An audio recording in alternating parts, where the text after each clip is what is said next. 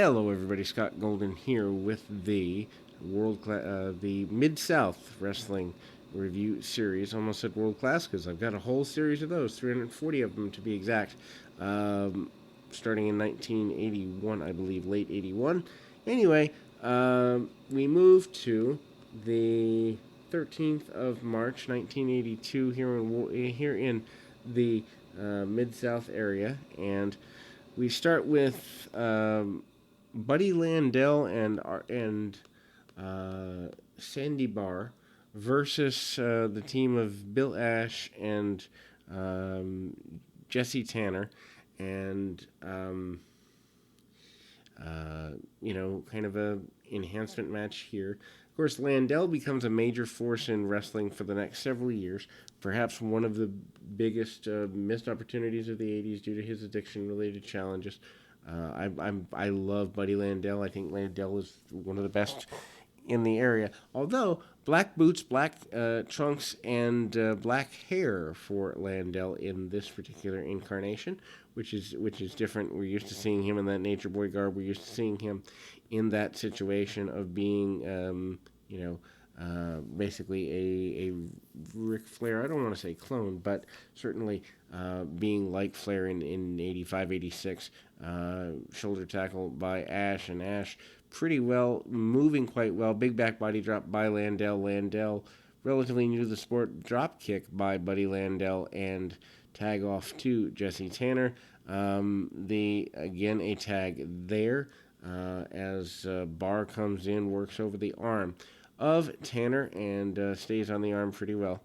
Obviously, the enhancement talent type stuff here, trying to get new guys on TV. It seems like quarterly new talent would come in almost the majority of territories, which is cool. Because if you're watching and you see a guy for 12, 13, 14 weeks, and then you see some new people, even if it's, half a dozen or less, 3 or 4 or 5 new talents, every 3 months, that there's something new to watch. And I think that's again, something that's missed for example, in WWE, where they bring people up sporadically. I think if they did it seasonally and that was on purpose, like you have 3 or 4 months to get ready, I think that would be better for everyone involved. Bill Ash with some really hard forearms, and again, we go back to the tag with Buddy Landell. Landell actually goes to town on both of the team members. Everybody comes in, all 4 guys in, and then we see a backdrop by Scott and a belly-to-belly suplex, hook style, by Landell. Landell gets a victory and is happy with his win. Ed Wiskowski and Dusty Rhodes up next. They, I think, have wrestled once before, less than a month ago, and that is, a pretty big deal here. And again, Wiskowski goes on to be Colonel De Beers. Rhodes, I don't know how long he's in the area for. I can't imagine too long because he spends the majority of the early 80s in the Florida region, but maybe he's here for a couple of TVs or something like that, and it's also possible that he could be used primarily for TV, and that kind of goes in that way.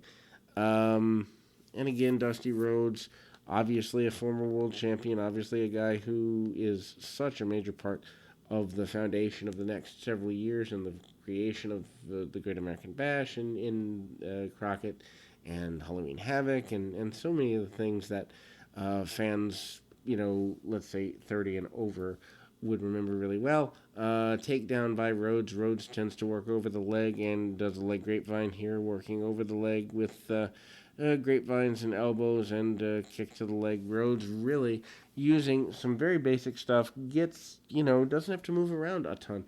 Also, remember, Dusty Rhodes started in the late 60s, I think 68, 69, something like that. So by this point in 82, he's got a lot of experience on him, and he's been around the block quite a bit, so he's not going to waste energy if he doesn't have to. Top of the knee, and Rhodes again, almost like they have had a very similar match here, because, again, that knee spot is something I remember from their previous encounter. Anyway, where De Beers runs into, or Wiskowski runs into the buckle kick by Rhodes Rhodes. Or kicked by Wiskowski. Rhodes gets body slammed for his trouble. Rare to see Dusty leave his feet all that much, but we do see the elbow drop, and that goes in quick order. 1, 2, 3. Dusty is your winner. We move on to the grappler and Frank Monty. Monty has been mostly an enhancement talent here, one level above, but has received a tag team championship match a couple of weeks back with the benefit of Ryan Blair. I kind of try to put things in context for those that haven't watched the entire or listened to the entire Mid-South Archive, which eventually will be complete, so keep with us here. The grappler kind of stays on him, arm locks, hammer locks, arm bars, and the like. Ducks the head, and Monty's smart enough to get a quick roll-up, almost gets a pin. I love the fact that the grappler bails to the outside. Of course, grappler known for the loaded boot gimmick, which is stomp, stomp, stomp the boot, and then kick a guy. Also does the trio woe, turns Monty upside down, kicks at him, and stays on him pretty well. And then we see the grappler with a big body slam and manages to keep going pretty aggressively there. Kick and Monty trying to fight back. The difference between selling and registering is apparent in matches like this, so wrestlers who need to learn that difference watch Monty's reactions and responses to being attacked. We actually do see a hanging backbreaker into a shoulder breaker by the grappler almost out of nowhere. He's on the defense, and then a running bulldog-like maneuver only as an arm breaker. So a bulldog to arm breaker and a victory for the grappler. Next killer, Carl Cox against Don Serrano. And Cox is here. I believe we have seen, we saw him first, I believe, last week. And that is, he comes in. He's an older gentleman, army fatigues. Mixed boot colors, one yellow boot, one black boot this week. So I don't know if he has some issues or whether he's kind of doing the crazy gimmick or what the deal is. Punch, kick, bite, and all that basic stuff. Basically, he is a regular kind of brawling style guy. Short knee, he's pointing to the sky and does get a really quick victory, maybe a couple minutes in, with that falling brainbuster style maneuver, and that throws things to his direction. Then we move on to our next match of the moment, which happens to be good old Bob Orton Jr. against Iron Mike Sharp. And, we kind of move forward there. Of course, Orton Jr. has been aligned with Akbar a bit subtly. They kind of hint at that. That's kind of there. And we move to a very kind of more mat-based match, although in this particular style, it's almost a styles clash, as we see Sharp more towards the power, kind of driving the shoulder, taking the leg pick, and Bob Orton Jr. doing the back off bit, bear hug for a minute or two by Sharp, which, to see Sharp, who most people, the majority of fans, remember as an enhancement talent for a whole bunch of years in the WWF, but to see him in a power position is just kind of interesting, bit unique. Love to see guys who, Vince kind of put in a lower card area where they came from, and the fact they could have done more. Big body slam by Bob Orton gets things going in his direction, and a missed drop kick. I don't know what the plan was for Iron Mike Sharp at this time, whether he was going to be here longer term or whether he was going to just kind of pass through for a few months, but a big body slam for him, and goes for the big forearm, does Sharp, and Sharp manages to catch a thumb to the eye, shots with the elbow, as well as some kicks from Orton. Orton Does the slimy heel thing, also does the upside down, or attempts the upside down spot in the corner that Ray Stevens made famous and then Shawn Michaels borrowed. Tree of Woe tie up for Orton Jr. Big back body drop by Sharp, and Sharp is again on the offense. Interesting to see him in such a competitive match with a guy who had been a major part of the territory for an extended period of time. Sharp pulls him back to the middle of the ring, goes for the hanging backbreaker, which is his main deal at the time, and actually Mike Sharp, with power, gets a submission victory, which is just bizarre to me. Paul Orndorff and Tony Torres is involved in things next. Ted DiBiase, by the way, had been on commentary for the majority of this. Basically, the tease of who's going to face Ted DiBiase for the North American Championship is the point of the promo that comes next. Rupp basically says he should, or Orndorff says he should, and basically they kind of tease just the slightest bit of dissension. Nothing you can really sense, but maybe kind of the tease of like, hey, we both deserve this. Who's going to get to the top of it? Orndorff and Tony Torres is up next as a enhancement style match, and Torres gets eaten up by Orndorff, who takes things to the mat. Remember, really good series if you're interested is the Brian Blair and Orndorff series. Torres comes up with a headlock, pretty dominant. Orndorff aggressive. Here's where Orndorff is going more full beard, facial hair on Orndorff. Maybe I don't know what he's thinking. Just change up the look, be a little different. But he comes up, hammerlock, falling back hammerlock, and really grinds on it. Orndorff showing aggression, and that's one thing that Orndorff does really well. I never caught on to Orndorff as a guy that was the level of main event that he became in 85, 86 with when he went to WWF. It just never connected with me. But I will say Orndorff's facial expression, and believe it or not, an enziguri by Orndorff here in 1982.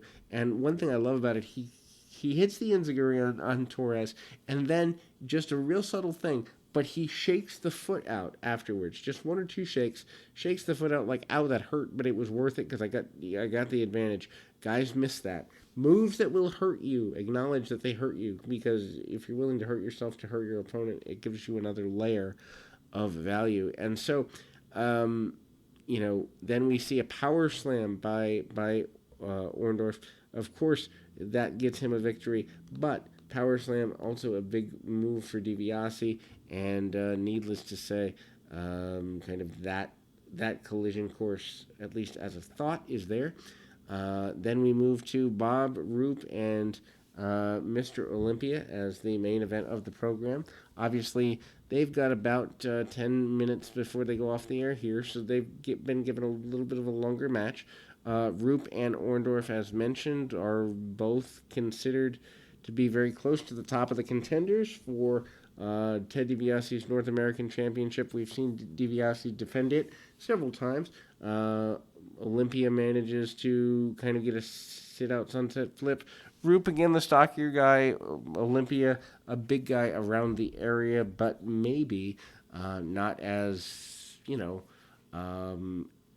don't even know if I want to say complete, but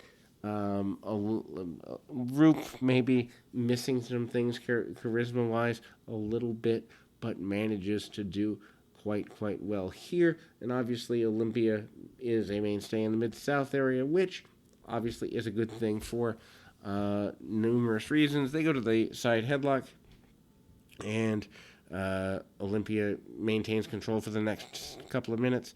Then they switch off to the legs, inside flip, and a